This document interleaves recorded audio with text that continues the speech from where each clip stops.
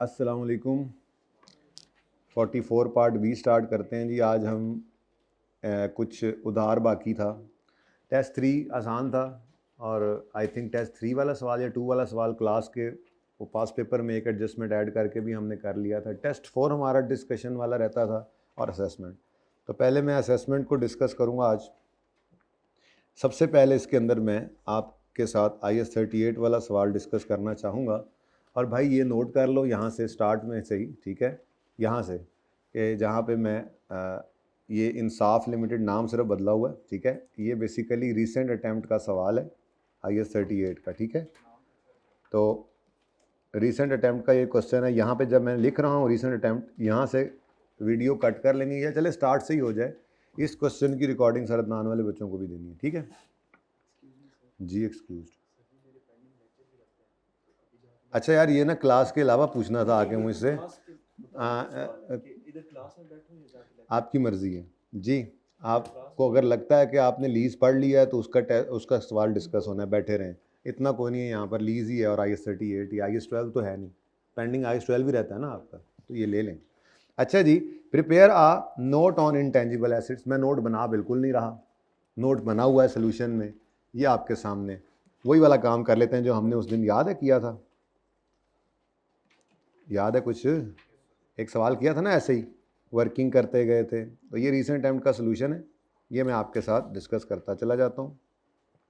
और बहुत आसान सवाल था, और आसान सवाल भी पर्चे में होते ही हैं मुश्किल के साथ साथ, ठीक है। चलो अच्छा जी, रिक्वायरमेंट है prepare a note on intangibles. IS 38 का नोट बनाना था। For inclusion in IELTS financial statement for the year 31 December 23 in accordance with requirement of IFRS। 9 number का सवाल है। कहीं पे लिखा हुआ टोटल का कॉलम बनाओ, बनाना था। फिर ICAP ने नहीं बनाया।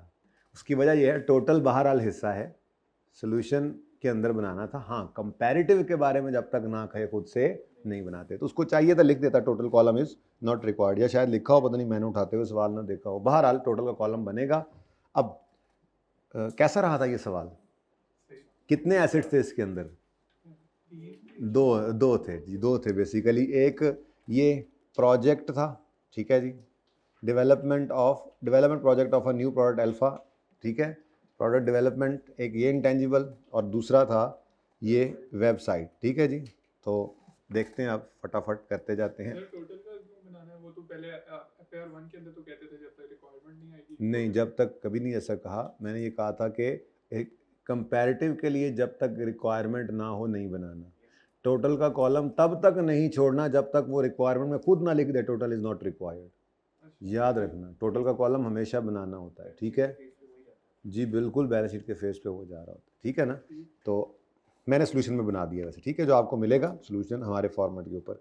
अच्छा जी, following information pertains to intangible assets of Insaf limited. इसका सिर्फ नाम बदला है, असल नाम देख लीजिएगा। IS 38 का ये क्वेश्चन है, बाकी सब वैसे ही है, बस IL आगे हो गया। IL started a research and development project for a new, तो project for a new product alpha जो है वो 1 फरवरी 2023 को स्टार्ट हुआ। यही हमारा साल है, 31 दिसंबर 23 पे जो एंड हो रहा है।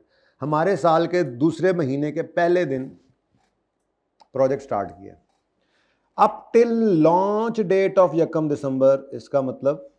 इसका मतलब ये हुआ, साल तो हमारा था 1 जनवरी से 31 दिसंबर 23 वाला। इसमें जनाब यहाँ पर 1 फरवरी को ये काम स्टार्ट होता है, और लॉन्च डेट क्या कह रहा है जी? इसका मतलब 31 नवंबर तक ये काम चलेगा, यानी 10 महीने ये प्रोजेक्ट चला है। Okay, done. ये प्रोजेक्ट की टोटल लाइफ इतनी थी। अब वो कहता है up till launch date of 1 December 23 following directly attributable. एक तो ये लफ्ज लिख दिया कॉस्ट के साथ कि सारी डायरेक्टली एट्रीब्यूटेबल हैं, वर इनकर्ड ऑन अल्फा, ठीक है जी। और अगली लाइन में उसने लिखा भी था गालिबन, all cost have been incurred evenly during the period mention against each cost. इसका मतलब स्टाफ सैलरी फरवरी से नवंबर तक पूरे 10 महीनों की है। ये कितने महीनों की है जी? 10 महीनों की है। ओके, अब डायरेक्टली एट्रीब्यूटेबल है, मतलब इंटेंजिबल की कॉस्ट का पार्ट बनेगी, लेकिन अगली बात देखनी पड़ेगी, इंटेंजिबल की रिसर्च चल रही है, डेवलपमेंट चल रही है, डेवलपमेंट अगर चल रही है तो डेवलपमेंट में क्राइटेरिया मीट हुआ या नहीं हुआ है, अच्छी डेवलपमेंट है या बुरी डेवलपमेंट है, ठीक है ना, ये सब देखना पड़ेगा। पूरे 10 महीने का ये खर्चा है। आगे कंसल्टेंट की फी मई जून जुलाई अगस्त सितंबर अक्टूबर नवंबर, कितने मंथ्स बनते हैं? ये मिलियन नहीं है, ये मंथ्स हैं। ओके जी, 7 मंथ्स, और बोल दो ये 7 मंथ्स। उसके बाद जी 1 अप्रैल को ये वंस एक बार ही ये एसिड खरीदा है, लेकिन आपको पता है ये इक्विपमेंट जो है ये तो पीपीई है। अगर ये directly attributable cost incurred on alpha है तो इसका मतलब अल्फा की ये जो रिसर्च चल रही थी इन डेवलपमेंट, ये जो हम इंटेंजिबल बना रहे थे, इसके लिए ये इक्विपमेंट यूज हुआ है, तो इसकी डेप्रिसिएशन इंटेंजिबल का पार्ट बनेगी। हाँ जाहिर सी बात है, उसका अपना रूल तो अपनी जगह मौजूद है कि कब से कब तक, जो जब कैपिटलाइजेशन चल रही होगी तो उस अरसे की डेप्रिसिएशन भी एसेट की इंटेंजिबल कॉस्ट में नहीं चल रही होगी तो जैसे बाकी सब कुछ एक्सपेंस वैसे ये भी एक्सपेंस, ठीक है। अच्छा जी, अब कंज्यूमेबल्स जो छोटे मोटे चीज़ें इस्तेमाल होती रहती हैं वो भी फरवरी से नवंबर तक कितने मंथ्स हैं? 10 मंथ्स, ठीक है जी। ये जनाब कहानी थी। अब वो कहता है दो the development activities started on यकम मई को डेवलपमेंट स्टार्ट हो गई थी, recording criteria for capitalization of intelligent intangible was met on यकम जून। हम यूं लिखा करते थे स्टार्टेड रिसर्च, याद है कुछ? यकम फरवरी, फिर स्टार्टेड डेवलपमेंट, यकम मई कर लो कोई नहीं, और फिर 6 क्राइटेरिया मेट यकम जून, और फिर कंप्लीशन हो गई है 30 नवंबर लिख लूँ ना। अब मुझे बताओ कैपिटलाइजेशन किस दिन से शुरू करनी है? यकम जून से, और कहाँ तक लेकर जानी है? तो ये कितने मंथ्स बनते हैं? जून जुलाई अगस्त सितंबर अक्टूबर नवंबर, कितने मंथ्स? 6 मंथ्स। 6 मंथ्स कैपिटलाइजेशन होनी है जो कॉस्ट आएगी। अब ये 60 की जो कॉस्ट है ये कितने महीनों की है? अब हमने इसमें से फरवरी मार्च अप्रैल मई के 4 महीनों को लिफ्ट नहीं करानी, एक्सपेंस है तो वो तो पीएनएल में जाना है ना, हम तो बना ही पीपीई का नोट रहे हैं, इंटेंजिबल का नोट रहे हैं, बैलेंस शीट में जो जाना है, ठीक है। तो 60 को डिवाइड करेंगे 10 से और मल्टीप्लाई कर देंगे 6 से। यूं करते होते थे हम, इसको यूं करते थे, इंटू 10 डिवाइड कर दिया और 6 मल्टीप्लाई। याद है कि ये 6 महीनों का खर्चा है, डिवाइड बाय, सॉरी ये 10 महीनों का खर्चा है, इसलिए यहाँ पे 10 लिखा, डिवाइड बाय 12 नहीं करना, ठीक है। तो 6/10 आंसर 36। उसके बाद मई से नवंबर तक कंसल्टेंट फी, आपको कि स्टाफ सैलरी भाई सैलरी है, डायरेक्टली एट्रीब्यूटेबल है ना, पहले ही बोल दिया था कि ये एसिडी कॉस्ट में ऐड करनी होती है, ठीक है। अच्छा, ऐसे ही कंसल्टेंट को फी पे की, 7 महीने पे करते रहे फीस, तो ये खर्चा है 7 महीनों का, और हमें कितने महीनों का खर्चा जो है वो कैपिटलाइज कर सकते हैं हम? 6 का। वो किस मई का महीना बस नहीं है, तो जून जुलाई अगस्त से लेकर तो 6/7 कितना बनता है?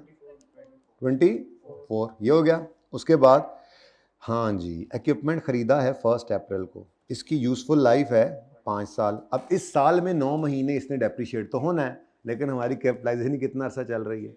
हमें सिर्फ वो चाहिए जो इंटेंजिबल में जाना है, जो एसिड बनना है, क्योंकि हम नोट बना रहे हैं इंटेंजिबल का, हमें क्या परवाह पीएनएल में क्या जाना है। एक्सट्रैक्ट्स मांगता तो फिर फंस जाते, फिर एक्सपेंस भी लेना पड़ता, एसिड भी लेना पड़ता, सब कुछ, ठीक है। तो इसकी डेप्रिसिएशन जो है वो पहले निकालेंगे, divided by 5, resale value given नहीं थी, क्या आंसर आता है? 24। ये 24 9 महीनों की डेप्शन है, 12 की है, इसको 9/12 करेंगे। अब चलो ये भी ठीक है, 9/12 टोटल खर्चा है, लेकिन हमने सिर्फ 6 महीने की कैपिटलाइज करनी, हम कैपिटलाइज वाला निकाल रहे हैं, बोलो 12। अब ये कॉस्ट इनकर, ये कॉस्ट कैपिटलाइज वाली हम निकाल रहे हैं, हमें चाहिए भी यही ना, हमारा नोट जो इंटेंजिबल का है, ठीक है। नेक्स्ट क्या है जी? कंज्यूमेबल्स फरवरी से नवंबर तक, अगेन 10 महीने के हैं, तो 6/10 इसको भी कर दो, क्या आंसर आता है? 42। क्लोज। ये जनाब टोटल कर लें, इसका येलो का टोटल कितना आता है?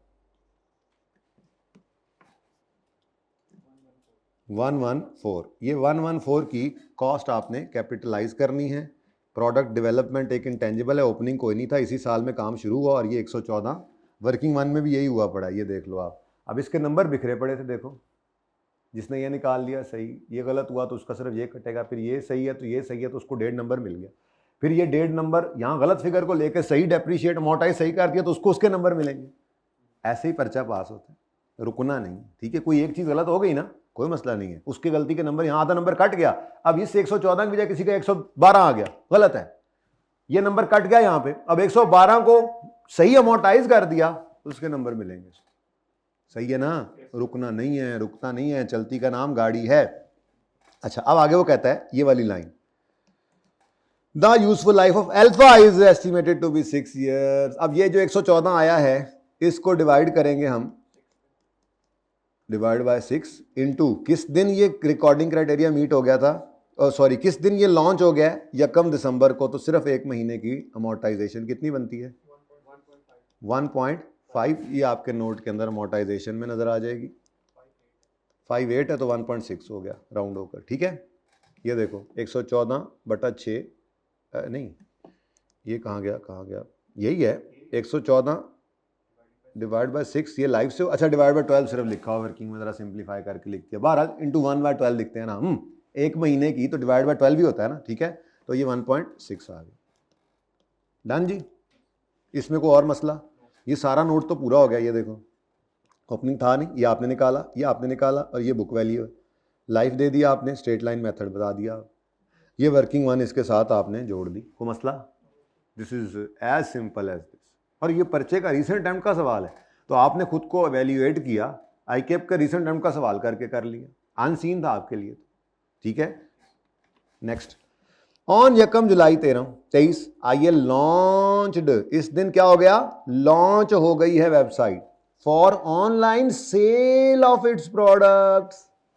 तो ये तो एक्सटर्नल यूज वाली है और इसको हम कैपिटलाइज करेंगे जो क्राइटेरिया मीट कर जाएगी, तो ठीक है। अब माजरत के साथ अब स्टैंडर्ड्स तो साथ जाते नहीं हैं, लेकिन आपने फिर भी देखा मोटी मोटी बातें आपके जहन में आपको नजर आ रही होती हैं, क्योंकि आप हर रिवीजन के अंदर इसको रिवाइज कर रहे होते हैं। मैंने जो रिवीजन प्लान दिया था उसके अंदर इस तरह के 2-3 सवाल भी रखे हुए थे, उनके लिए आप जाहिर सी बात है सफ़ा, जब भी घर पे सवाल करें वेबसाइट का, घर पे करें तो आप वो सफ़ा ओपन कर लिया करें, ताकि पर्चे में जब ये सामने आए तो पर्चा आपके दिमाग के अंदर ऐसे छपा हुआ है। बस यही स्टैंडर्ड ना लेके जाने का हल, हमारे ज़माने में भी स्टैंडर्ड हम नहीं लेके जाते होते थे, ठीक है ना, तो स्टैंडर्ड ना लेके जाना कोई इतना बड़ा मसला नहीं है, ठीक है ना, आगे भी लोग पास होते थे। बस यही काम करना है आपने, जब भी कभी आपने वेबसाइट कॉस्ट वाला सवाल करना है, एक बार ज़बानी कर लेना है, कोई मसला नहीं, अपने आप को भी चेक करना है, लेकिन फिर आपने क्या करना है, उस सफ़े को ओपन करना है, सोल्यूशन नहीं देखना, सफ़ा ओपन करना है, जहां पर वो SIC 32 का लिखा हुआ था, ये प्लानिंग फेज जिसको हमने बनाया था, ये कंटेंट डेवलपमेंट इधर जाना है, ये एक्टिविटीज़ इधर जानी है, ये उधर जानी है, सिर्फ वो सफ़ा सामने हो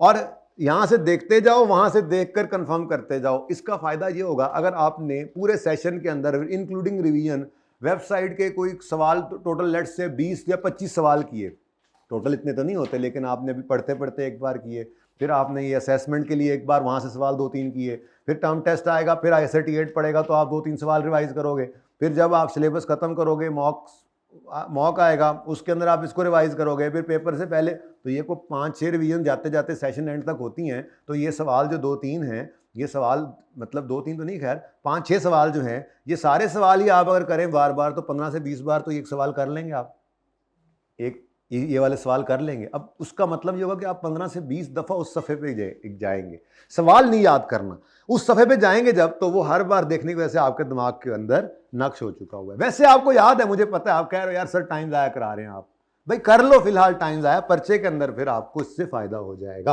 ओके, 2-4 चीज़ें हैं जहाँ पर सिर्फ अभी जो है वो चीज़ों की ज़रूरत है आपको याद रखने की, जैसे रिसर्च डेवलपमेंट की एग्जाम्पल सामने ओपन कर लिया करो, घर पे सवाल करते हुए, टेस्ट में नहीं, टेस्ट में उसको अप्लाई करना है, टेस्ट में अप्लाई करोगे तो कहोगे हाँ यार देखा मुझे याद रह गया। ऐसे ही फिर जब भी घर पे सवाल करो, इसको ऐसे ही सामने ओपन करो, एग्जाम्पल रिसर्च डेवलपमेंट की, और दूसरा SIC 32 का सफ़ा। फिलहाल और तो मेरे ख्याल में कोई ऐसी चीज़ आई नहीं है जिसके लिए आपको स्टैंडर्ड सामने रखना पड़े, बाकी सारी चीज़ें आपको वैसे ही याद है, ठीक है ना। अच्छा ले जी, वेबसाइट वॉज डेवलप्ड इंटरनली, बड़ी मेहरबानी, and met the criteria for recording as an intangible. कब मेट हुआ, कैसे हुआ, छोड़ो, बस मेट द क्राइटेरिया है, बस ठीक है, अच्छी बात है। डायरेक्टली एट्रीब्यूटेबल कॉस्ट, अगेन उन्होंने वही लफ्ज इस्तेमाल किया, incurred for website are as follow, acquiring web server and its operating system, ये तो कैपिटलाइज करेंगे, है ना, हाँ कैपिटलाइज तो करेंगे, लेकिन कहां पर, पीपीई है ये, IAS 16 के अंदर कैपिटलाइज करेंगे, होना ज़रूर है। हम कौन सा वाला बना रहे हैं, नोट कौन सा वाला बना रहे हैं, तो इसलिए मेरे लिए ये रेलेवेंट नहीं। कैपिटलाइज होना है, एसिड है, पीपीई के नोट में आएगा, यहां नहीं। Okay done. Capturing digital photographs, याद करो, मैं नहीं ओपन कर रहा, ओपन आप करके रख लो। हमने वहां पर लिखा हुआ था कि कंटेंट डेवलपमेंट के दौरान भी अगर तस्वीरें खींची हैं तो उसको भी एडवर्टाइजमेंट में डालना है, ठीक है, कर ही लेते हैं। पेज वो तो वेखेंगे, पहले चैप्टर ते खुले, पेज यानी 223 जिसको कहते हैं। इतना मुश्किल करके तुमने बोल दिया 223, मैं परेशान हूं, पता भी अंग्रेजी फंसती है मेरी, मेरे से ये वाली अंग्रेजी सीखी है फंसने वाली। ये लो जी, ये देखो यहां पर लिखा हुआ था, ये देखो कंटेंट डेवलपमेंट के अंदर वो कहता है creating, purchasing, preparing and uploading information on, जब अपलोड कर रहे हैं, ये क्या है, ये समझो डेवलपमेंट फेज है, इसको कैपिटलाइज करते हैं। लेकिन साथ ही उसने यहां पर साइड पे लिखा था expenditure incurred in development phase, in development phase यानी इसी फेज के अंदर यानी इसकी बात हो रही है, इसी के अंदर for advertisement purpose is expensed, for example professional fee paid to expert for taking digital pictures of entities products. तो ये उस वक्त का पढ़ा हुआ था, पेपर के अंदर आगे किताब में हमेशा से ऐसे ही है, ये पिछली बार वाली किताब ही है।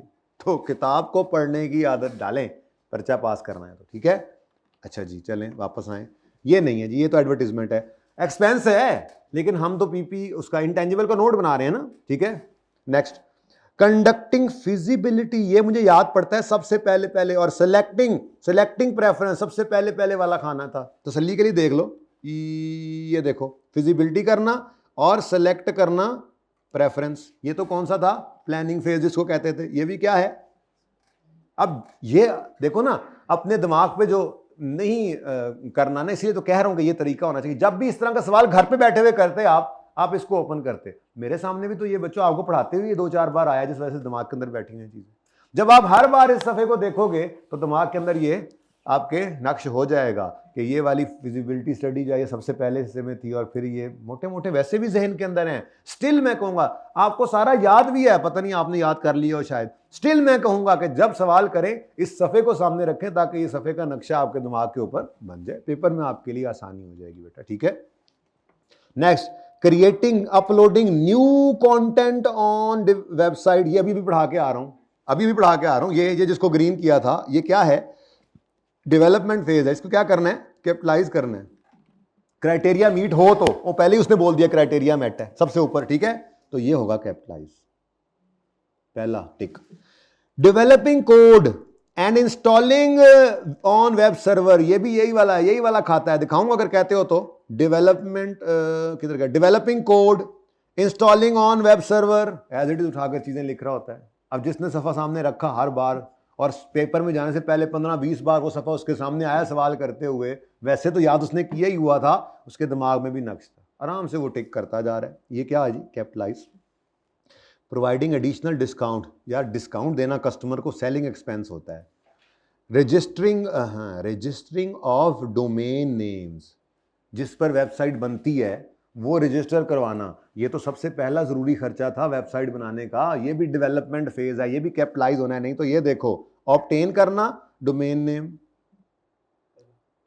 ऑब्टेन करना रजिस्टर करना ही होता है, बस उसने रजिस्टर अलग से नहीं लिखा हुआ। डोमेन नेम लेने का मतलब ही यही होता है कि उसको आपने फीस पे करके अपने नाम करवाना होता है, तो रजिस्टर करना या ऑब्टेन करना domain name, this is also capital expenditure. अब भाई इतनी सी बात थी, ये तीनों टोटल करो जी, 24, बस ये क्या है जी आपकी वेबसाइट की कॉस्ट।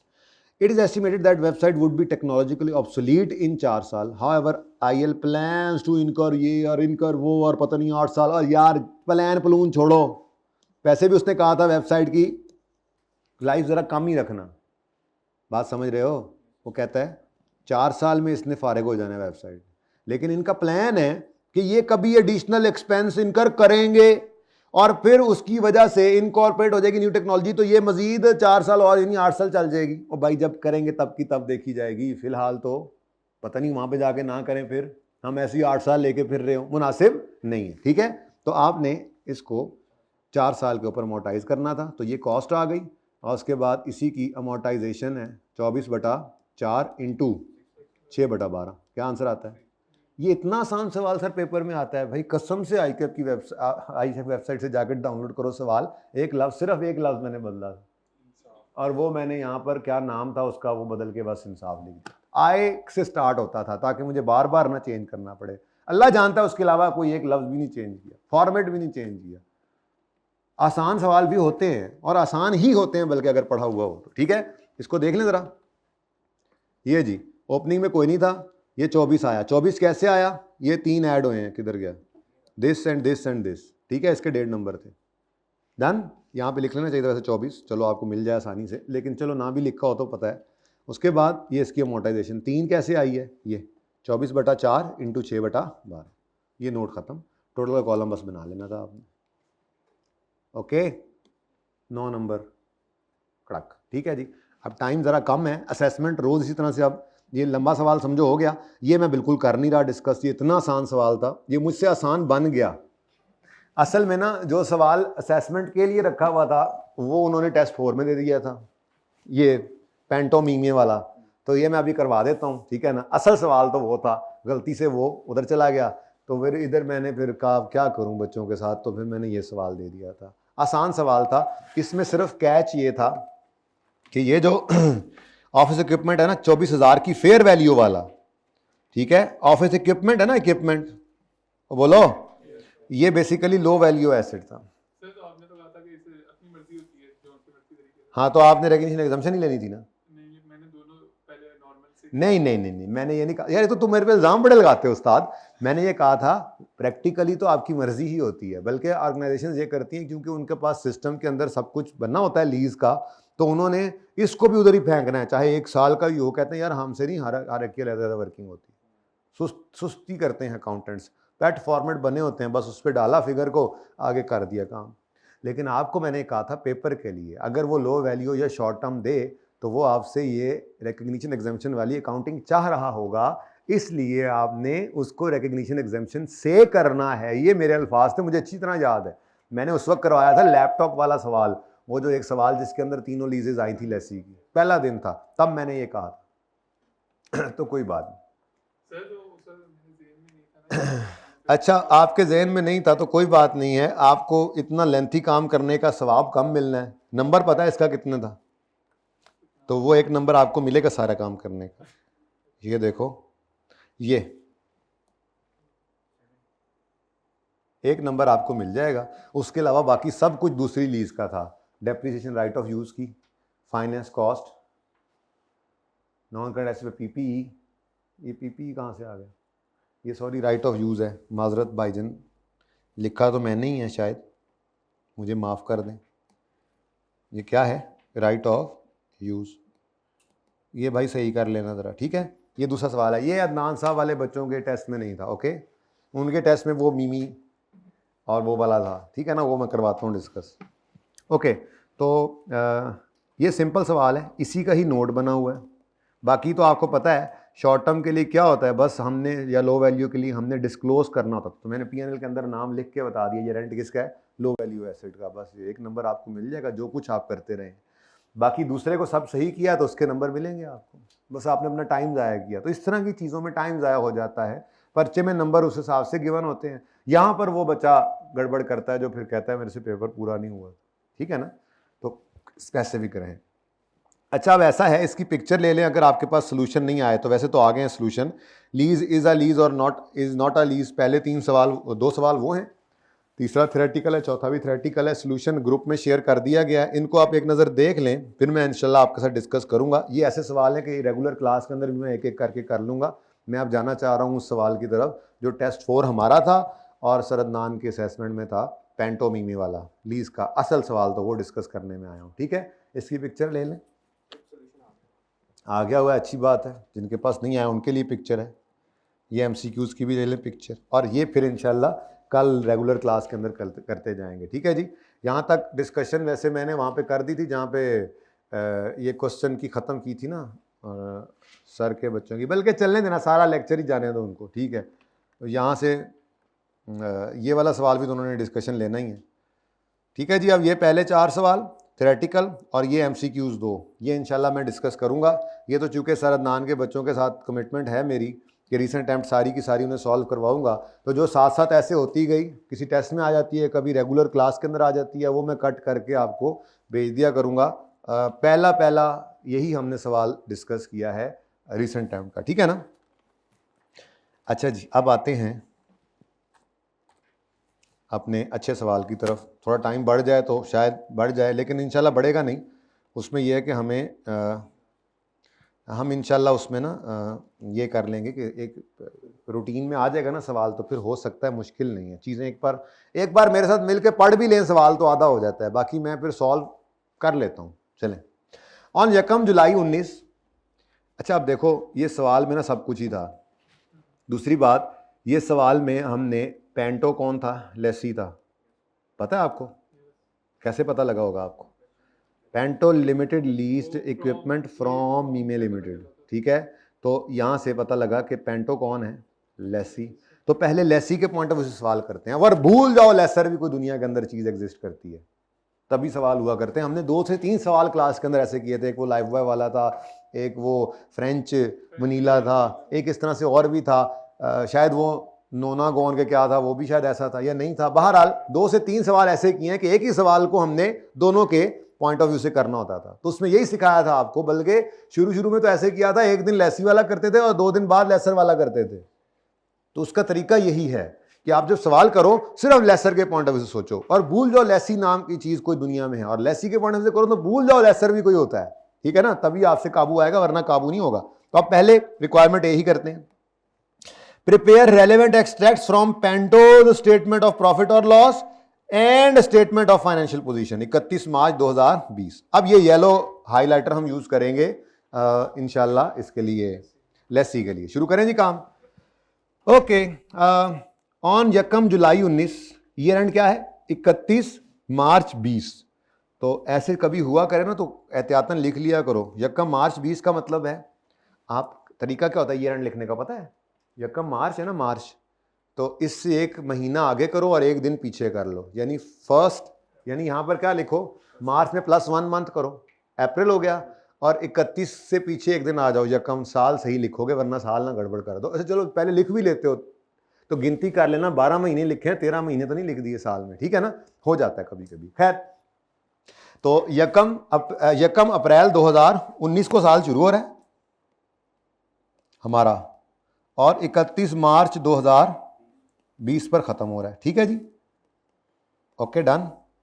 अल्लाह करे लेसर का भी ये उधर आसानी हो जाएगी। हाँ बेहतरीन है ना? नहीं, कोई बेहतरीन नहीं। चले खैर, हमें तो पता ही नहीं है, और भी कुछ चीज़ होती है, क्या ख्याल है? ठीक है, अब ये हमारा ईयर एंड है 31 मार्च, और अगर आपने 1 जुलाई को लीज पे लिया तो अप्रैल मई जून ऐसे, तो 1 जुलाई ऐसे ही होगा ना, और बोलो तो यहाँ कहीं पे आकर हमारे साल में ही ये लीज हो रही है, बस ठीक है, पता लग गया हमारे साल के दौरान ये लीज पर एसेट लेसी ने लिया है, ठीक है। अब येलो चल रहा है, येलो जी, Pento lessee leased an equipment, lease is for 4 years and is non cancellable. चुप भी हो तो by default lease non cancellable ही होती है। IAS 37 में जाके भी आप पढ़ेंगे, ये ऑनरस बन जाया करते हैं कभी कभी ये। नॉन रिफंडेबल डाउन पेमेंट, अच्छा अगेन धोखा, और डाउन पेमेंट क्या, कोई भी पेमेंट हम रिफंडेबल नहीं रखी होती हमने, बस एक लफ्ज़ लिख दिया, आप बैठे पर्चे में सोच रहे हैं इसका क्या इम्पैक्ट होगा, कोई इम्पैक्ट नहीं होगा भाई। डाउन पेमेंट पहले लिखा होता था, आज नॉन रिफंडेबल लिख दिया, पहले कौन सा रिफंड हो जाती थी, ये डाउन पेमेंट ही है, ठीक है, डाउन पेमेंट ही है। Next, annual lease payments are to be made in arrears, annual है लीज पेमेंट, एरियर में है, with first payment of 320 to be made on 30 June 20, और उसके बाद lease payments for remaining period are to be made on 30 June each year with an annual incremental rental गया वो 20%, ठीक है, कमेंसिंग फ्रॉम 30 जून 21। ज़ाहिर है 30 जून 20 पे पहला आ गया, उसके बाद 30 जून 21, 30 जून 22, 30 जून 23, 4 किराया आने, 4 साल लीज टर्म में, लेकिन हर किराया 3 लाख 20,000 से 1.2 20% बढ़ता चला जाएगा, चारों किराए इस तरह से होंगे, ठीक है।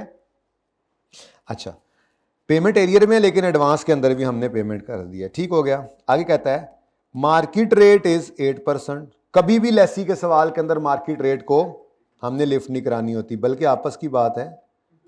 मीमे लिमिटेड जो है ये भी कौन है, लेसर सादे वाला मैन्युफैक्चरर डीलर, तो ये तो पूरे सवाल के अंदर ही इस्तेमाल नहीं होना। ओहो सॉरी, लेसर का लफ्ज़ मैं बोल गया, माजरत चाहता हूँ, वापस आएँ, ठीक है। लेसी की बात करते हैं जी। लेसी तो लेसर ही का रेट यूज करता है अगर उसको पता है। Implicit rate charge by lessor is the lease is, अब कहीं पे लिखा हुआ है कि this rate is not known to lessee, तो खुद से बेलिम बाजू जरूर देना है। मार्केट रेट तो आना नहीं, ठीक है।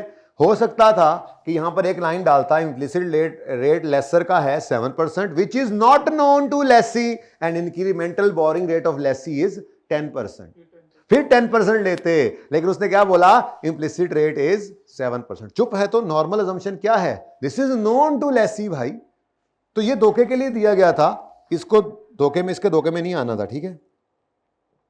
लो ओके डन, 7% ही हम यूज करेंगे, ये बात समझ आई है। ये लिखा होना जरूरी था कि इम्प्लिसिट रेट 7% है which is not known to lessee, तो फिर हम कहते okay lessee will use, now lessee will use his own incremental borrowing rate. लेकिन वो कह रहे हैं इम्प्लिसिट रेट लेसर का 7% है, चुप है तो मतलब लेसर को फिर लेसी को लेसर का रेट का पता है। Okay done. अच्छा, अब ये पता लग गया, येलो में आगे बढ़ो। Lessor has provide, lease incentive है, तो एक को मिला तो दूसरे ने रिसीव किया, एक ने ये लीज इंसेंटिव दिया, दूसरे को ये मिला है, सादा सी बात। और फिलहाल तो सॉरी लेसी है, अब मैं again I am again sorry, बस सिंपल बात। लेसी को क्या मिला है, 5,000 का लीज इंसेंटिव। क्या ट्रीटमेंट करते थे इसकी, पहले रेंटल में से माइनस, अब वो पहला रेंटल डाउन पेमेंट आ गया, अच्छी बात है, डाउन पेमेंट में से माइनस, यानी कि 30,000 था ना डाउन पेमेंट गालिबन, 30,000 नहीं है समझो, अब वो 25,000 है। ये 25,000 लेसी ने पे करना है, और फिर थोड़ी देर बाद लेसी ने यही 25 रिसीव कर लेना है। एरियर पे क्वेश्चन चल रहा होता है और डाउन पेमेंट नहीं आती तो फिर बेटा इंसेंटिव नॉर्मली होता नहीं है, वो होगा ही इसी तरह से। इंसेंटिव वो तभी देता है जब कुछ पैसे उसको आते नजर आ रहे हो, जेब से थोड़ा ही, वो एसेट भी देगा, जेब नॉर्मल नहीं है ना ये, कि आपको वो एसेट भी लीज में दे रहा है, साथ में कह रहा है मेरे वाले मिठाई खा लेंगे, नहीं भाईजान। वो अगर उसको पैसे आते नजर आ रहे हो, डाउन पेमेंट या पहला रेंटल, तो कहता है चल थोड़े से इसमें से इंसेंटिव दे दो। नॉर्मली ऐसा होता नहीं, नॉर्मली ऐसा होता नहीं है कि वो, मतलब लॉजिकल नहीं लगता। आ जाएगा तो फिर देख लेना, माइनस डाल देना। हाँ जी, नहीं होगा इंशाल्लाह जी। आगे अच्छा जी, अब कौन आ गया, पता नहीं कौन आ गया, हमें तो इसका पता ही नहीं है। हमें तो ये पता है पेंटो लिमिटेड इनकर्ड आईडीसी ऑफ 12, ठीक है। मतलब सवाल के अंदर एक सवाल हमने किया था पास पेपर के अंदर, कि वो कहता था कि लेसर ने या लेसी ने, किसी एक ने ये आईडीसी इनकर की है, दूसरे ने कुछ उसको रीइंबर्स किया है, तो हमने कहा था आधी इसकी बाकी उसकी, जो जिसने पे किया वही उसकी आईडीसी ना, उससे धोखा खा जाए बच्चे, इसलिए ये ऐसा सवाल यहाँ पर पॉइंट था। अब बच्चों ने धोखा नहीं खाना था, सिंपल है, lessor incurred IDC of 21,000 in relation to this lease, ये लेसर की आईडीसी, उसके वकील ने 21,000 लिया होगा, फुल स्टॉप के बाद मतलब कहानी खत्म। वो अगली कहानी, lessee also incurred IDC of 12,000, इसने भी अपना वकील बुलाया था, इसने उसको 12,000 दिए। अब लेसी का सवाल करते हुए आईडीसी 12,000 है, लेसर का सवाल करते हुए 21,000। हम कौन सा सवाल कर रहे हैं, next. Lessee is not expected to purchase the equipment at the end of lease term. Ownership will not transfer. The lessee has guaranteed 30,000 residual value. Lesi वाला केस है, लेसी वाला केस है, जीआरवी गारंटी करके कितना आया, गारंटी कितना करके आया 30, और घर आके हमने उससे पूछा कि सोचो, वो कहने लगा equipment is expected to realize more than the guaranteed amount at the end of lease term. तो इसके लिए हमने कहा था कि फिर लेसी को कहेंगे कि लेसी तुम सोचो, लेसी सोच के कहेगा कि देखो जी मैंने 30 गारंटी किया है, लेकिन जब लाइफ 4 साल लीज टर्म का एंड होगा तो ये लेट्स से 35-40 रुपए दे जाएगा उसको। तो हमने कहा था एक्सपेक्टेड टू बी पेड, फिर क्या निकला, इसको भी ज़रा रिवाइज कर लेते हैं, कोई हर्ज नहीं है, रिवाइज करना कोई हर्ज नहीं है, ये कोई गिले की बात नहीं है, लब जाए बस मैनू। ये वो आपके ना असल में जब रिवीजन क्वेश्चंस बना रहा था ना मैं असेसमेंट के लिए, तो वो सारा घूम फिर के पता नहीं कहाँ से कहाँ पहुँच गया, इसलिए ढूंढना ज़रा मुश्किल होगा थोड़ा सा। बड़ा पढ़ा है आप लोगों ने यार, बस पेज नंबर नहीं, मेरा तो पेज नंबर नहीं ना है वो, पता नहीं मैंने कहाँ लिखा होगा। चलो वही ठीक है, हाँ कुर्सी बिठाया था। कौन सा पेज बताया आपने? 40। मैं फिर भी बेंदा जाऊंगा, कोई पता नहीं लगता।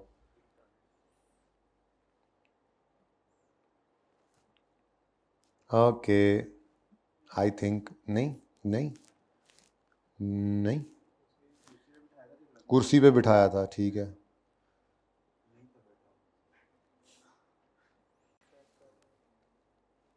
लीज इज अ लीज और इज नॉट अ लीज, लंघ गया जे। ये था मेरे ख्याल से। नहीं ये लेसर है सर, रिवाइज कराना था, हम घर पे कर लेते, हमने खुद कर ही लेना था, मज़ा नहीं ना आता। ये लेसी ने गारंटी किया 6 मिलियन, लेसी और आगे चुप है। एग्रीमेंट में लिख के आया 6, लेसी सोच नहीं बताई हुई तो जीआरबी 6 ले लो। ये नहीं था केस ये था। रेजल वैल्यू मशीन की एक्सपेक्ट कर रहा है 15 और लेसी ने गारंटी किया है 10। ये है हमारा सवाल। गारंटी करके है 10 और एक्सपेक्टेड है कि 10 से ज्यादा मिलेगा, जितना मर्जी मिले। ऐसे सूरत में हमने क्या कहा था, ये हमने कहा था एग्रीमेंट में लिख के आया 10 और सोच रहा है 10 लिख के आया, सोच रहा है कि इसको 15 20 25 मिल जाएंगे। तो हमने कहा था इसका मतलब फिर तुमने कुछ भी नहीं देना, एक्सपेक्टेड बी पेड क्या है 0। दूसरा केस नहीं बनाइए, ठीक है ना। दूसरा केस मैं पढ़ाता भी नहीं हूं, कंफ्यूज ना हो जाए। यहां पे मैं लिख लेता हूं कि जीआरवी क्या होगी 0 लेसी की, ठीक है ना, क्योंकि लेसी की जीआरवी हम क्या लेते हैं, expected to be paid.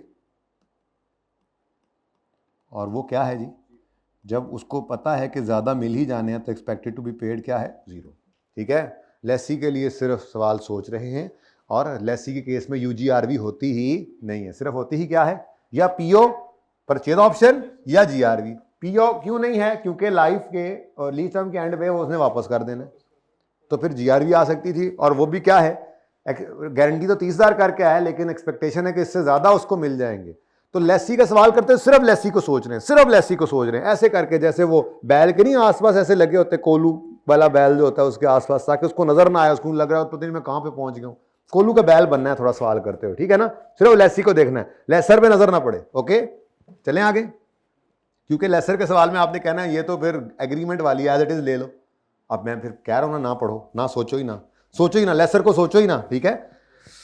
Okay there is a termination option that allows the lessee to terminate the lease provided 1 year notice is given to on yakam July 21 and a penalty of 40,000 is to be paid with the next lease payment। लेकिन सारी कहानी क्या हो जानी है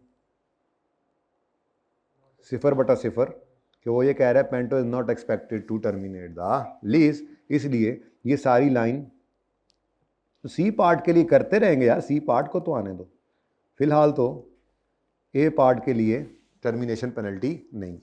वैसे by the way अंग्रेजी पढ़ा दूं, हो सकता है टाइम ना रहे उस वक्त, तो ये सी पार्ट आपको खुद करना पड़ ही जाता है। बेसिकली वो ये कह रहा है यकम जुलाई 19 को लीज शुरू होती है, 30 जून 20 और 30 जून 21 जब आएगा तो 2 साल गुजर चुके होंगे।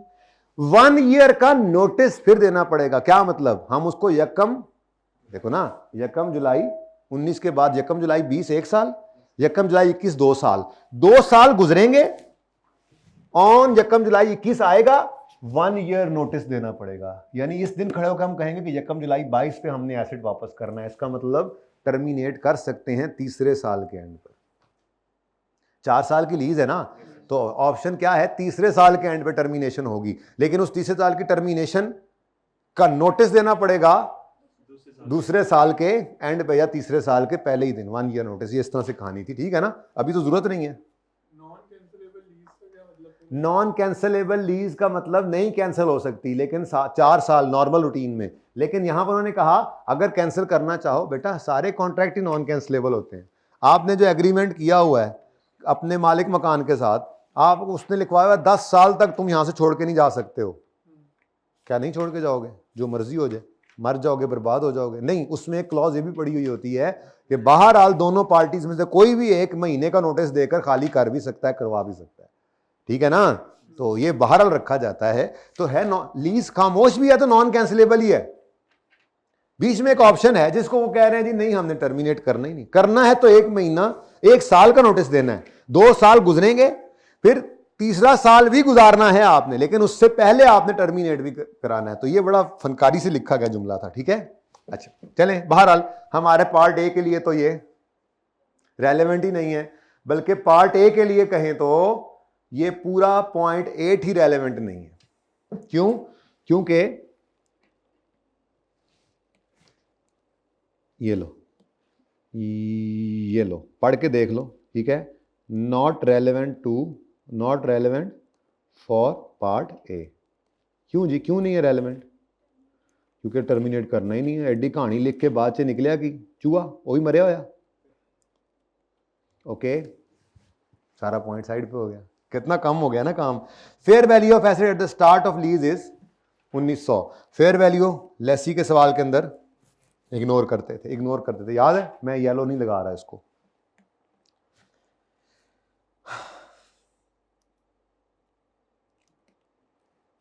पेंटो is not expected to terminate the lease, ठीक है जी, ये येलो ही है, लेकिन चूंकि ये नॉट एक्सपेक्टेड टू टर्मिनेट था इसलिए इसकी कोई वक़्त नहीं रही। Equipment has an estimated economic life, हमें इससे क्या, लेसर जाने उसका काम जाने, वो लगाएगा टेस्ट टूस्ट। भाई क्वेश्चन कौन पूछता है? 5 सवाल कौन पूछता है? रोटो कराऊंगा मैं। 5 सवाल कौन पूछता है? लेसर। लेसी का तो एसिड या लो वैल्यू है या शॉर्ट टर्म है, ना ये शॉर्ट टर्म है ना ये लो वैल्यू है। 3,20,000 की तो एक किस्त दे रहे हैं आप, लो वैल्यू एसिड है, ये हद हो गई। शॉर्ट टर्म भी नहीं है, 4 साल की लीज है, तो बस नॉर्मल लीज है लेसी की, दैट्स इट। तो आखिरी पॉइंट भी लेसर के लिए। ये दोनों पॉइंट्स प्योरली लेसर को किस कलर से करना पसंद करोगे, ब्लू या ग्रीन? मैं पिंक से कराता हूं, ठहर जाओ जी। लेसर पर्पल जी, ये लेसर के लिए दोनों पॉइंट्स हैं। देखो ना इसमें क्या गिवन है, इक्विपमेंट की इकोनॉमिक लाइफ 10 साल है और रेजुअल वैल्यू इसकी 15,000। ये अब रेजुअल वैल्यू आप कहोगे सर वो तो 30,000 से भी ऊपर कह रहा था। ओ भाई वो 4 साल के एंड पे कह रहा था, ये उसकी 15 कितने साल लाइफ है, 10 साल के एंड पर एस्टिमेटेड रेजुअल वैल्यू है। ओके सही है। और सेट्राइड लाइन लगाते हैं इस टाइप के इक्विपमेंट पर, तो ये लेसर जाने उसका काम जाने, ठीक है, ये वहां पे देखेंगे। चलें आगे, एक ये हो गया और एक ये वाला, बाकी जो भी छोड़ा है देखते हैं। अब मेरे बच्चों उन्होंने कहा था रेलेवेंट एक्सट्रैक्ट्स बनाओ, मैं सिर्फ वर्किंग करूंगा आपके साथ, वर्किंग के अंदर सारी चीजें आ जाएंगी ना, ठीक है। उसके बाद फिर आपको मैं सोल्यूशन पे ले जाऊंगा, सोल्यूशन में सिर्फ हमने चीजें देखनी ही हैं। Okay done. अनप्लान्ड क्लास थी तो अब मैसेज वगैरह आने लग जाते हैं। अच्छा जी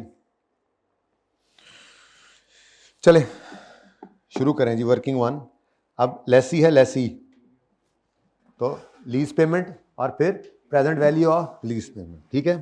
डायरेक्ट पीवी ऑफ एलपी भी निकाल सकते हैं हम, ऐसी बात नहीं है। लीज पेमेंट्स, लेसी है लेसी, डाउन पेमेंट 30,000 माइनस 5,000, समझ में आती है बात। प्लस पहला किराया ये कब पे होगा, एरियर में 30 जून 20 पर कितना, 3,20,000। अब कैलकुलेटर पे ना करी जाओ डायरेक्ट, उसको कैलकुलेशन करके नहीं दिखानी, बस कर दो डायरेक्ट ही। 3,20,000 को करो 1.2 से मल्टीप्लाई, 384,000 दूसरा किराया हो गया। फिर इसको करो 1.2 से मल्टीप्लाई, 460,800 बस। अच्छा 460,800। फिर अब इसको करो इसी तरह से करते जा रहे हैं जी। 600 डन जी। ये लीज पेमेंट्स आ गई, कितनी आ गई, बस जरूरत तो नहीं थी लेकिन चलो अच्छा जरा सामने आया था ना, फिर प्रेजेंट वैल्यू निकालते हो बस आनी होगी। 172,742 अब सही है जी, बड़ी मेहरबानी, इसकी ज़रूरत ही नहीं थी हमें। अच्छा present value of lease payments के लिए इस 25,000 को अपनी जगह पे कायम रखो। ओके ये 3,20,000 को 1 साल पीछे लाना है, 1.07 याद है रेट कौन सा लेना है जी, इसको 1 साल पीछे लाए, फिर 384,000 को 2 साल पीछे लाए, फिर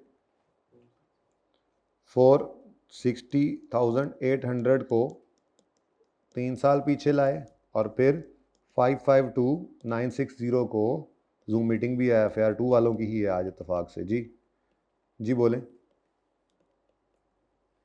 वो बेचारे 3:15 का टाइम दिया था उनको। जी बोलें 1457 466 कंफर्म है जी। ये जनाब PV ऑफ LP है, इससे हम वर्किंग स्टार्ट करेंगे। तो ये वर्किंग 1 किया करते थे हम, और उसके बाद वर्किंग 2 होती थी date, installment, principal, modern schedule होता था ना, इंटरेस्ट और बैलेंस। जी स्टार्टिंग पॉइंट 1457 466 आ गया।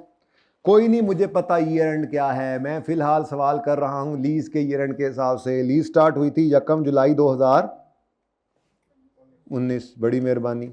और पहला किराया एडवांस में, मतलब डाउन पेमेंट थी, ठीक है, लेकिन वो 25 लिखनी है आपने, और 25 को यहाँ पे बता देना है 30 माइनस 5 करके, ठीक है। उसके बाद फिर 30 जून 2020, 30 जून 2000, देखते हैं आगे ज़रूरत पड़ी तो बनाएंगे, ठीक है जी। अब पहला तो इंटरेस्ट कोई नहीं है, सारे का सारा क्या लोगे, प्रिंसिपल जल्दी से बताओ जी। डन जी। अब इंटरेस्ट रेट 7% है, बताओ जी। 97 और 25,000 नहीं, 3,20,000, इसमें से निकालो 114597। डन जी। बैलेंस 1227063। अच्छा बच्चों मेरी बात सुनो, देख लें ज़रा रिक्वायरमेंट कौन से साल की है। 31 मार्च 20, तो वो 30 जून 20 से पहले ही आ जाना है ना, तो मेरे ख्याल में बस काफ़ी आगे जाने की भी ज़रूरत नहीं है। क्या ख्याल है? इंटरेस्ट गलत लिखवा, सही वाला लिखवा दो भाई, 100,273, और ये प्रिंसिपल फिर सारे गलत हो जाना, जाहिर सी बात है जी। 21972, बैलेंस 121273, लो जी। डन जी। अच्छा अब हमसे मांगे गए थे एक्सट्रैक्ट्स, सोल्यूशन से देखने हैं, ठीक है ना। फिलहाल तो मैं डायरेक्ट आया। सबसे पहले तो मुफ्त के नंबर लिया करो, कौन से भला। सबसे पहले P&L में डेप्रिसिएशन सबसे पहले, चलो जी यहीं पे डेप्रिसिएशन निकालते हैं जी। Working number 3, cost of right of use मुझे बताओ कितनी होती है जी। Cost of right of use में आता है PV of LP plus IDC। भूल तो नहीं रहे, एंट्री हुआ करती थी, एंट्रीज मांगी नहीं है, एंट्री हुआ करती थी right of use debit, lease liability credit, फिर right of use debit, cash credit, IDC वाला, और ये बारों बार एंट्रीज में आता था। और आज एंट्री के अंदर वो आप पढ़ के आ रहे हैं IDC था, कई आपने वर्किंग 1 2 के अंदर लिफ्ट नहीं कराई, कहाँ लेके जाना होता था बेसिकली बारों बार जनरल एंट्री में, यानी राइट ऑफ यूज की कॉस्ट का पार्ट बनाना था। इसका मतलब ये हुआ कि PV ऑफ LP 1457466, सिर्फ इससे गुजारा नहीं चलना था राइट ऑफ यूज की कॉस्ट का, इसमें प्लस आपने करना था IDC 12,000 था। लो जी टोटल बताओ 1469466, ठीक है जी। ये जनाब आ गई आपकी कॉस्ट, और डेप्रिसिएशन निकालनी है तो इसी को 1469466 को डिवाइड करो 4 से। लेकिन ये एसेट किस दिन आया था लीज पर? 1 जुलाई पे बेटा, 1। अब हमने अपने साल के हिसाब से बात करनी है। हमारा साल कब खत्म हो रहा है? 31 मार्च 2020 पर। तो जुलाई, अगस्त, सितंबर, अक्टूबर, नवंबर, दिसंबर, जनवरी, फरवरी, मार्च, कितने साल्स, सॉरी कितने मंथ्स? 9 मंथ्स, 9/12। आंसर बताओ। 275525, बस। लो जी, अब हमारा साल है हमारा साल है एक जो एंड हो रहा है वो 31 मार्च पे। तो मुझे बताओ क्या ये वाला इंटरेस्ट जो है ये हमारा ही है पूरे साल का? गड़बड़ गड़बड़ गड़बड़। ये इंटरेस्ट तो 1 जुलाई से 30 जून तक का है और हमारा साल एंड हो रहा है 31 मार्च पे। तो यहाँ से भी क्या निकलेगा, वही 9 महीने, यानी इस इंटरेस्ट में से भी 9/12 आपको करना था। कितना बनता है? सारा सोल्यूशन में मौजूद है, इसलिए मैं हैज़र्डली करता जा रहा हूँ ताकि बेसिकली सवाल हो जाए जी। 205, ठीक है जी। ये आपका इंटरेस्ट एक्सपेंस है। नहीं जी, ये 9 का 9 पेएबल ही है 31 मार्च पे, ठीक है ना, बैलेंस शीट में भी नजर आएगा। फिलहाल तो P&L के अंदर इंटरेस्ट एक्सपेंस ये जाएगा और डेप्रिसिएशन एक्सपेंस ये जाएगा, ठीक है जी। बैलेंस शीट के अंदर this minus this book value पर राइट ऑफ यूज नजर आएगा और लीज लायबिलिटी के अंदर आपको नजर आएगा इस लाइन के नीचे वाला करंट भी, ये करंट में और ये वाला नॉन करंट। जाके चेक करें, बोलो। ये सारी चीजें चेक कराऊं, 1 मिनट लगेगा बस। गई कहां पे सॉल्यूशन? ये पहले इनकम स्टेटमेंट देखो, डेप्रिसिएशन कितनी आ रही है जी? 275,525 तकरीबन वही है, कोई राउंडिंग का डिफरेंस होगा, आपका होगा 75,205, 75,205। मैंने कहा ना हैज़र्डली कर रहा हूं क्योंकि सोल्यूशन प्रॉपर जैसे हम करते हैं उस फॉर्मेट के ऊपर सोल्यूशन में मौजूद है। वही तरीका जैसे करते हैं, जैसे 150 सवाल किए थे सारे उसी तरह से किए थे जैसे हुआ पड़ा है, तो मैं इसलिए वर्किंग करता जा रहा हूँ। कोई मसला? मार्च 2020 के बाद जो आगे 2 महीने तो वो मेरे नहीं, तो वो उसके अंदर जो है वो बैलेंस शीट के अंदर वो कैसे इंकॉर्पोरेट करना? नहीं करने, बैलेंस शीट तो एज ऑन होती है, 31 मार्च की बैलेंस शीट बनेगी। अच्छा, उससे आगे 31 मार्च की अगले साल। हाँ, 1 मिनट नहीं, तो एज ऑन वाली अगर बन भी रही है तो हाँ। फिर भी तो जून तक जो है वो जो दरमियान बेटा जून तक नहीं, फिर अगला 31 मार्च हम देखेंगे, उसके अंदर जून मून सारे कुछ आ जाएंगे आगे जी। बेटा ये 2 चीजें हो गई, नंबर 1, नंबर 2 ये मैंने चेक करा दिया आपको। उसके बाद अब बैलेंस शीट में चलते हैं। राइट ऑफ यूज 1469466, 1469, सॉरी ये इधर था, मैंने टोटल भी किया था, 1469466 माइनस 275 करके बुक वैल्यू आनी थी, ऐसा ही है ना? ये देखो वही डेप्शन, ये बुक वैल्यू आ गई। उसके बाद लीज लायबिलिटी में ये करंट पोर्शन और ये नॉन करंट 21975 और ये नॉन करंट, और ये इंटरेस्ट मैंने कहा था सारे का सारा पेएबल है। ऐप पे आ जाए सवाल। कितने नंबर हैं इसके चेक करो जरा, आधे नंबर नाम के, उसके बाद ये 1 हो गया, 2 3 4 5 6 7 और 7.5 नंबर सिर्फ इतने से काम के थे, ठीक है। ये वर्किंग के ऊपर भी 8.5 कर लो, वर्किंग का भी 1 नंबर था, ओके। ये वर्किंग एक्स्ट्रा बनी हुई है, वर्किंग इससे आगे रिक्वायर्ड नहीं थी आपको, ये सिर्फ आपको तसल्ली के लिए ज़रा बना दी गई थी यहाँ पे, ये लो, ठीक है। हमने वर्किंग इससे आगे कोई नहीं बनाई, हमें ज़रूरत पड़ी है कोई? नहीं पड़ी। डन जी, चलो। अच्छा, अब उसके बाद अब टाइम तो हो गया ख़त्म, लेकिन बैलेंस शीट सिर्फ मांगी गई थी किसकी? लेसर की सिर्फ बैलेंस शीट मांगी गई थी। अब लेसर की मैं सिर्फ वर्किंग 1 कर देता हूं आपको, उसके बाद टेस्ट लगवाता हूं, इंशाल्लाह निकलेगी ऑपरेटिंग लीज। लेसर तो सवाल करता है, कैसा सवाल था, ओए हो, मैं कहता हूं कमाल सवाल था। इसलिए तो मैंने कहा असेसमेंट, ओहो असेसमेंट बाद में कर लेंगे, पहले ये मैं कहा चलो रिसेंट अटैम्प्ट का चूंकि जिम्मेदारी है तो वो पहले करवा देता हूं, उसके बाद फिर। अब लेसर की बारी आ गई है जी। लेसर के केस के अंदर अब सारी बातें येलो वाली तो सेम चलनी है, मसला कहां पे आके आना है, बाकी सब सेम चलना है। इधर देखो, ये 4 साल है, ये भी 3000 है, ये भी इसी तरह से किराए उसने पे करने हैं, इसने रिसीव करने हैं, रेट भी सेम है वही वाला। लेसर को ये लीज इंसेंटिव जो उसने लेसर ने दिया था तो लेसी को रिसीव हुआ था, उधर भी आ जाना है। ये भी नहीं है, ये तो है ही नहीं ना, ठहरो ना, ये तो है ही नहीं ना, वो सॉरी हाँ, ये आईडीसी, इसकी आईडीसी अब नई आ गई, लेकिन आईडीसी तो सारी की सारी नस्ल की आईडीसी हम कहाँ लेके जाते थे? डायरेक्ट जनरल एंट्री में, याद आ रहा है? ओके चलो, ये तो चली जाएगी एंट्री में।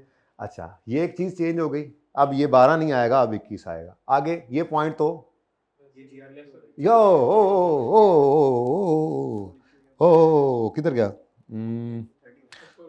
ये मैं नीचे ढूंढ रहा हूं, आपको कैसे पता लगा मैं नीचे ढूंढ रहा हूं जी? द लेसी हैज गारंटीड, जो एग्रीमेंट में लिखी होती थी हम कहते थे कि ये जीआरवी है, ये एग्रीमेंट वाली ले लेगा, ठीक है। हाँ, ये मजे की बात थी, ऑपरेटिंग लीज के अंदर पहली बार ये देखने को मिली थी। तो यार क्या हो गया था, तरीका सिखाया हुआ था, आप इंस्टॉलमेंट लिखते जाओ, अल्लाह खैर सल्ला, बस आपको क्या मसला है, एडवांस आ गया था इसमें, डाउन पेमेंट आ गई तो क्या हो गया, पहली डेट लिखो, उसके अंदर लिख दो इसको भी, अपनी तरतीब को नहीं छोड़ना था बस। तो जो 5-10 मिनट लग रहे हैं ऑनलाइन वालों, आपकी जूम मीटिंग लेट हो रही है, लेक्चर तो आपको कल मिलेगा, लेकिन माजरत एडवांस के अंदर, ठीक है, आपको ही सवाल करवा रहा हूं FA2 वालों को, ये जरा पूरा कर ले, बड़ा अच्छा था, ठीक है। अच्छा उसके बाद जी एरियर में माजरत करूं, फेयर वैल्यू बिल्कुल लेंगे क्योंकि हमने टेस्ट लगाना है, और ये इक्विपमेंट की लाइफ वगैरह सब कुछ, ठीक है जी।